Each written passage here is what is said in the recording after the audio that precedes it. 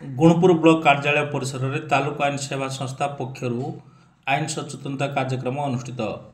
रायगढ़ जिला गुणपुर ब्लॉक कार्यालय परिसर में आज रविवार दिन 11टा समय आईन सचेतनता शिविर अनुष्ठित हो जाएगी। गुणपुर तालुका आईन सेवा संस्थार अध्यक्ष तथा अतिरिक्त जिला जज देवदत्त पट्टनायक अध्यक्षतार अनुष्ठित शिविर में उपखंड विचार विभाग मजिस्ट्रेट सुश्री विजयलक्ष्मी महापात्र, वरिष्ठ वकील उमाचरण पट्टनायक, थाना अधिकारी उत्तम साहू, वकील संघर उपसभापति रमेश चंद्र लिमा प्रमुख मंचासीन होते।